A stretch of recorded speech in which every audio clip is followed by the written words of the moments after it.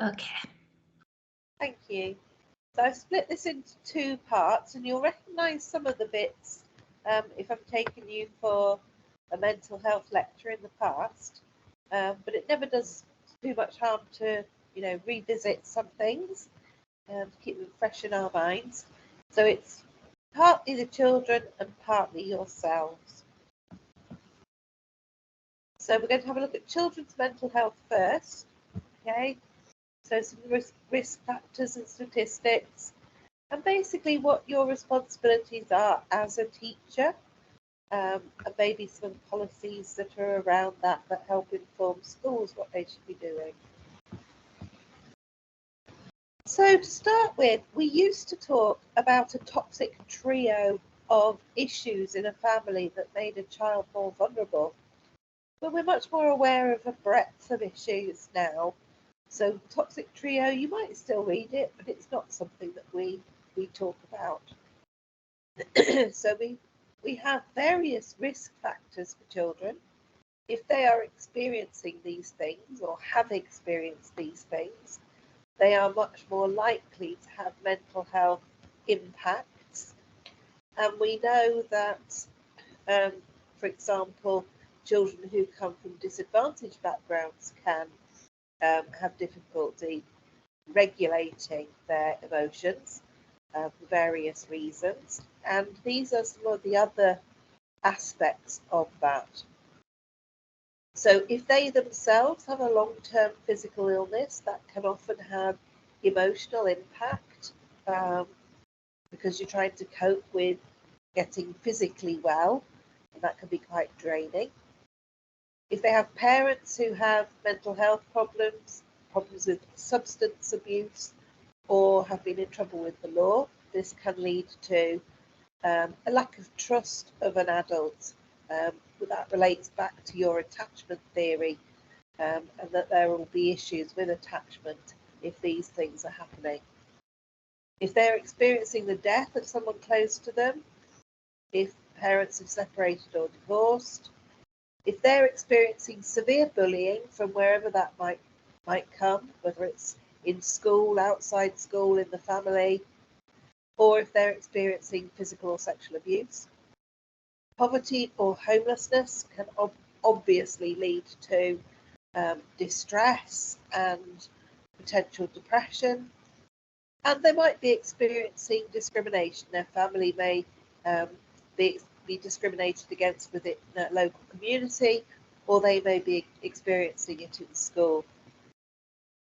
We have a lot of children who have caring responsibilities, and this can take them away from some of those fun activities that children might get involved in, and they take on quite a serious role within the family, helping their parents with day-to-day tasks, cooking, etc., which means they have to mature very quickly, but also will lead to stress and anxiety and any long-term difficulties in school. So it might be difficulties with making friendships, with bullying, with trying to tackle curriculum that might be a bit hard for them, all those sorts of issues. So if you look at that list, it doesn't automatically mean that a child will have a long-term mental health issue. These can be traumatic, and we need to be more trauma informed in our practice, which we'll look at a little bit. But they, just because a parent has a mental health problem does not mean that they are lacking in capacity to be a good parent. So things like that will not necessarily have long-term implications. Now, the statistics, we haven't had much new statistics. These are after COVID, and we know that there was a significant increase in the prevalence of mental health concerns in children and young people during COVID and immediately afterwards. And there is no sign of this going down, but I have no figures that would suggest it is significantly worse than it was in 2022. We know that, that children did experience difficulties due to being separated from their peers. Some children were experiencing difficulties being in a family that was in the same four walls for months on end when we did have lockdown. And it's taking some of them some challenges to get back into the flow of education. We have the highest number of children who are experiencing challenges getting into schools, the largest numbers we've seen of school anxiety resulting in children being absent from school for a significant period of time. So we might not, might be fed up with talking about COVID, but it has had a long-term impact, as you can see by the figures here. So just as I said at the beginning, those factors that may concern young people. So the list that we looked at just now was a list of ACEs, or adverse childhood experiences. Sometimes these lead to attachment disorder. So even our youngest children can experience mental health difficulties. It doesn't start when you get to a certain age. Babies rely on consistent attachment figures when they're born. So if that figure vanishes for whatever reason, or can't be trusted, is not has the capacity to support their safety and security, then attachment disorder can be the result of that. As I said, we need to be trauma informed. So that just means being aware that the life experiences of some of our children have been particularly challenging. And because of that, they may not respond emotionally in the way that you would expect in the classroom. So they may be more emotional, they may be more tearful, they may be lacking in resilience in terms of their stamina for learning. They may be withdrawn, or the total opposite. They may be more demonstrative and aggressive because they are experiencing things that they don't fully understand and they don't have control of, and that is resulting in trauma. They also have other issues like media images of what the perfect person is. There may be elements to do with gender and responsibilities. Some girls, for example, will mask autism traits more than boys will, so there might be some gender differences. As children get older, they can often notice that there are differences between them and their friends. And we know that in early teenage, being accepted is a very big deal. The Good Childhood Report in 2022 said that the things causing our children the most distress is bullying and also their appearance. So the fact that that's number 2 in the list of things that are causing our children not to be happy is what they look like or what they perceive themselves to look like. Now, one of the challenges, I did some research for my doctorate around how teachers balance inclusion for SEN, and the same would be for mental health, and the challenges that we have around labelling children, and the fact that very often we have to provide a label for the child or we don't get the finance to meet their needs. Now, mental health is obviously part of the SEND Code of Practice, so that labelling will occur for these children as well. And what I looked into was why there was this challenge between an ethos of inclusion and the practicalities of getting money into school. And as you can see from this table, this is looking at When I said the word disability, students were asked to write 1, 2, 3 words that came straight to mind. And as you can see here, when I said the word disability, the vast majority of the words were in the functional model, which we describe as a medical type model where the difficulty is seen as within the child. And we're looking for symptoms in the classroom and how we could cure those. But when I said the word inclusion, and the students did the same thing, you can see that actually it goes totally over to the transactional model.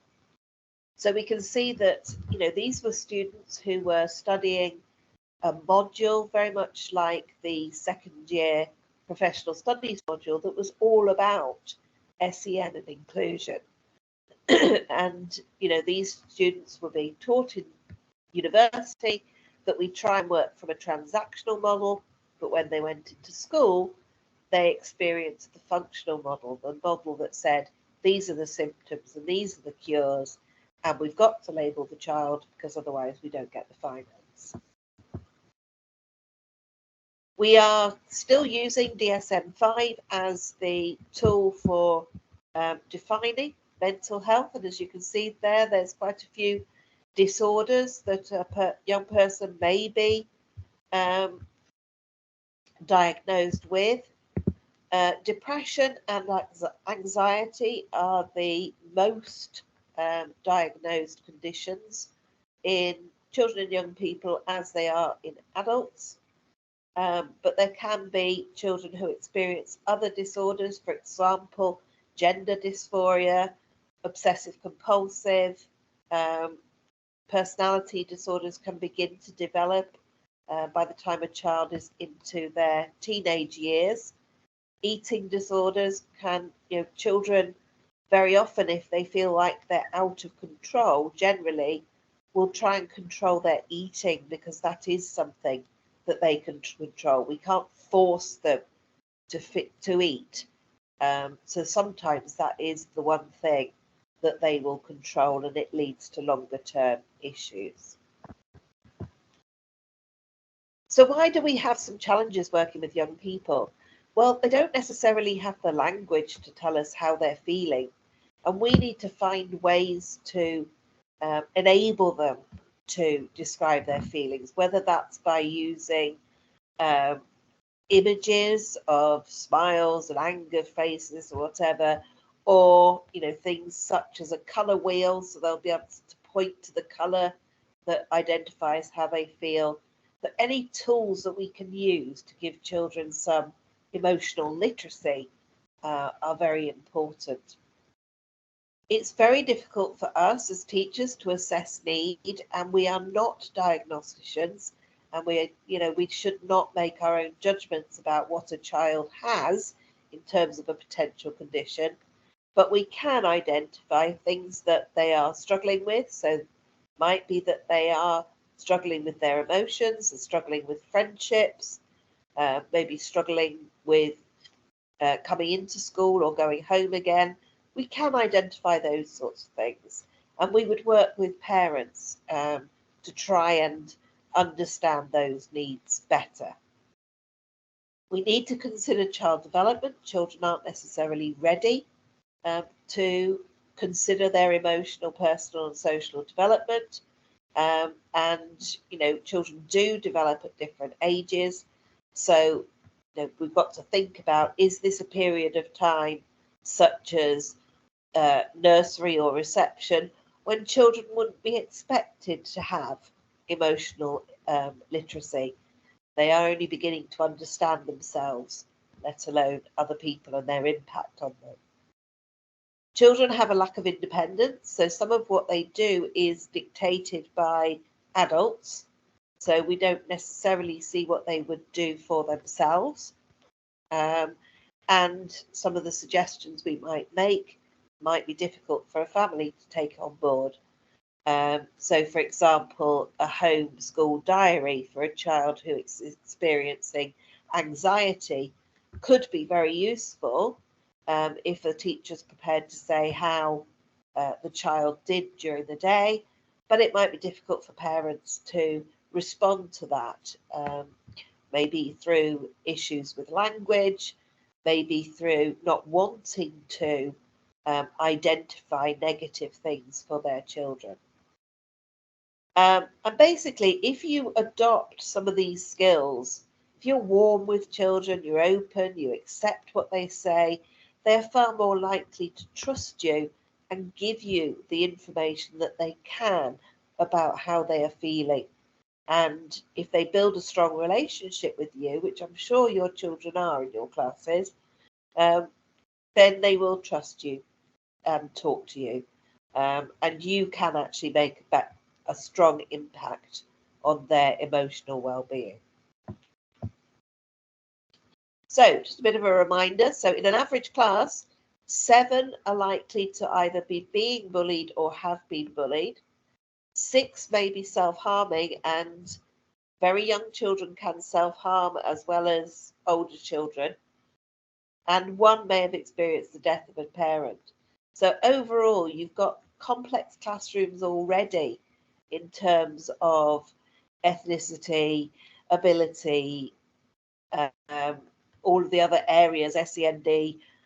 So, you know, these are children who need consideration, but, you know, can actually work alongside others. So if you have children who are a little bit more emotionally aware and supportive, then that's one of the ways that you could approach supporting children with mental health needs.